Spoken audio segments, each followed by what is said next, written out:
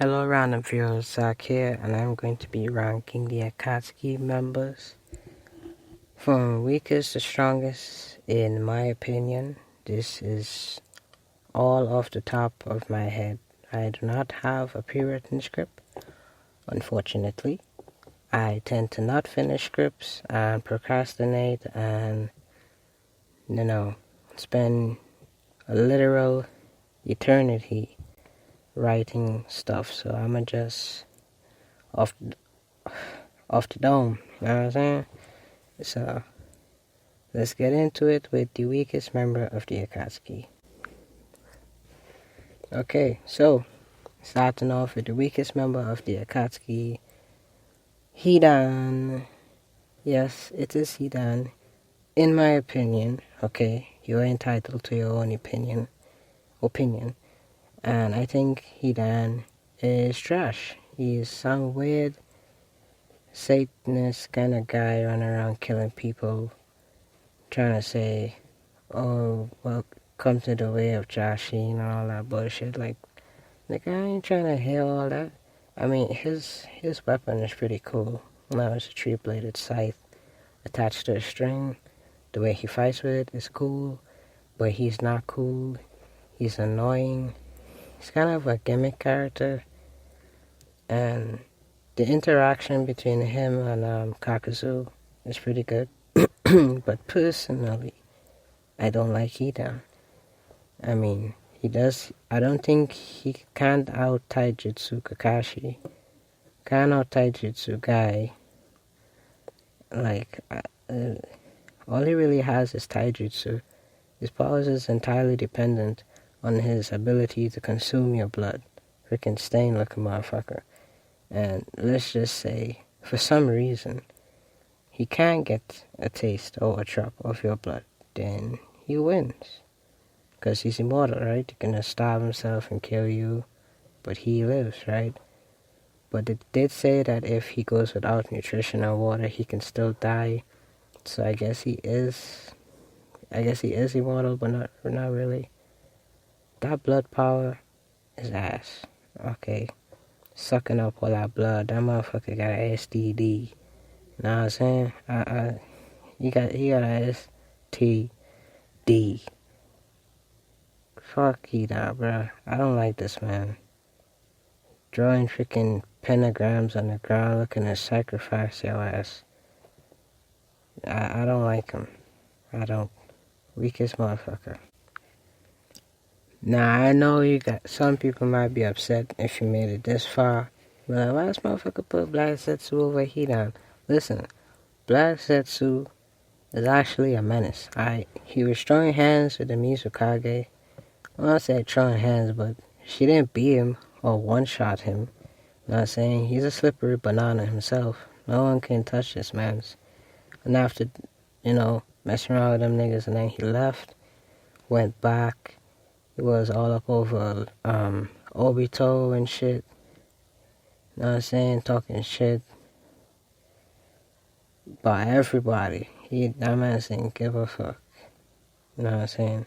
Black Zetsu, he's a slippery banana, even more than Hidan, and I don't think Hidan is a slippery banana.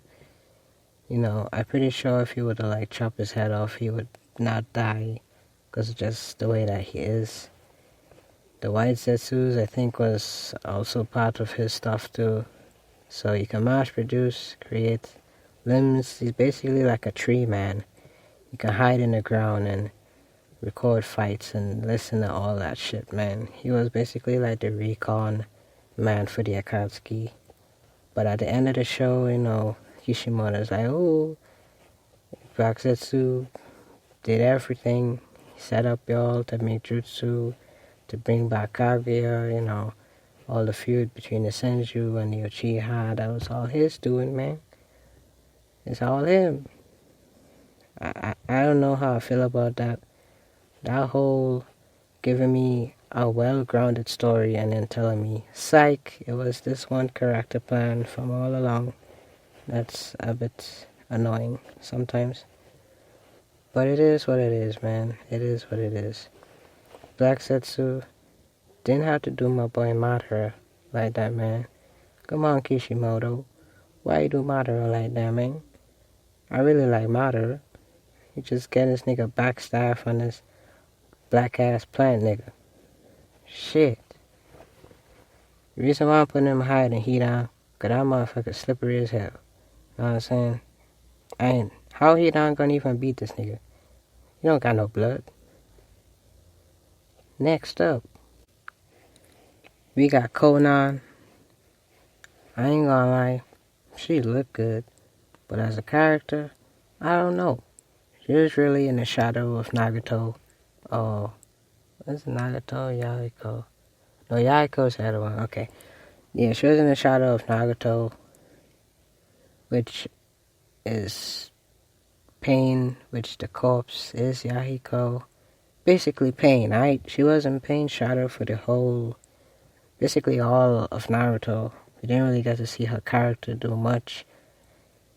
You know, throwing hands. Jiraiya mopped her. I don't know, man. She's weak. She's one of the weaker members. Or at least I can say that based on how much feet she has and her showings in the show. But I'm pretty sure she can be probably a little bit above, like one of the higher members. Probably, I don't know. She could be pretty up there, but she lacks screen time and feats.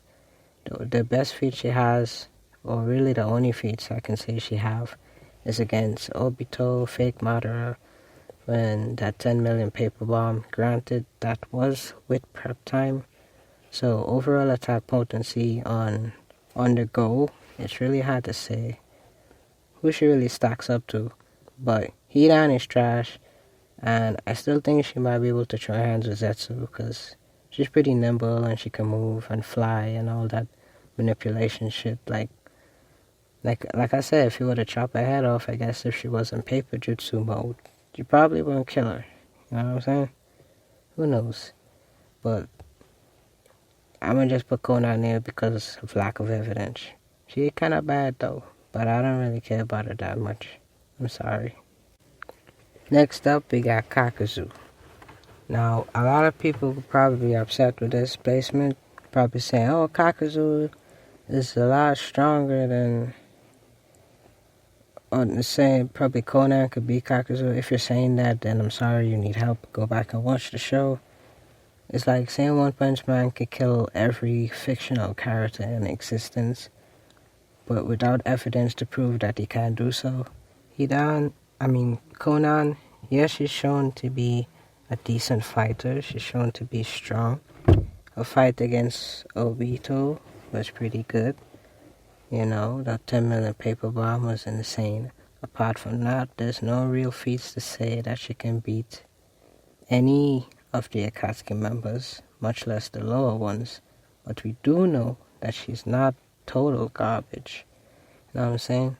So that's the lowest I can put her. And Kakuzu, he has 3 nature transformations and 3 hearts. It's 3 hearts, right? 3 and 4. I think he can have like up to 4 or 5 hearts. But I think it's basically 3 hearts he has. So when his 3 hearts come out, he's still alive. He has 4. So you can basically steal your heart and gain an extra life. And use nature transformations and hair jutsu, which is basically fighting with tentacles that have no suction cups. He's pretty agile, nimble, and he's strong. You've seen him in his fight punching and blowing away pieces of like the tree and the ground with just his fists. You know, he's pretty strong. I still don't think he can beat Pain. I still don't think he can beat Itachi. I still don't think he can beat Obito.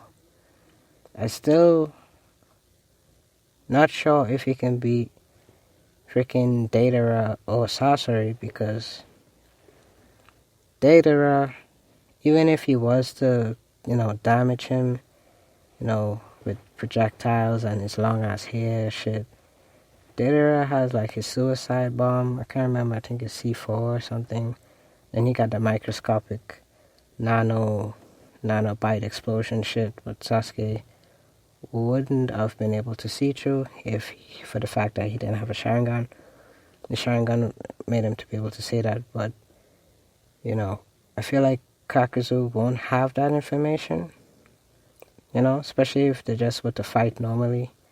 So, in many instances, and playing over the battle in my head, I don't think Kakuzu can beat Deidara. Like, I really, really tried to stretch this. I really don't think he can beat Deidara. Sasori, I still think Sasori might win, because let's just say Kakuzu can take down his 100 puppets, which he has stated to have taken over or taken down a country with his 100 puppets already. And seeing the fact that he beat the third Kazekage? Yeah, the third Kazekage before, I think it was just his mom and father puppets. And he has the fourth Kazekage and his metal sand under his control. In a battle against Kakuzu, looking at the nature transformations and all the other moves that Kakuzu has at his disposal, I really don't think he can beat Sasori either, and he beats no one above those other two. So this is where he stands at the list. Sorry. I know you can probably say, oh, but he survived an encounter with the first Hokage. One thing you need to understand is Hashirama is like a gentle giant, right? He is debatably, some people would probably say Madara is stronger than him because he has the healing jutsu. He's just getting his ass cut and then coming back, healing back damage or whatever. But let's just say Madara is stronger than Hashirama. Hashirama is still number 2. For that time those days, they were the 2 strongest shinobi. That's the way that it was shown, that's the way it was portrayed. And seeing that Hashirama could just control all the tail beasts, him having an encounter and surviving, I'm pretty sure that Hashirama just let him live. Because Hashirama is, is kind of a nice guy, you know what I'm saying? So, can't even pull that out your ass, because that's not gonna work.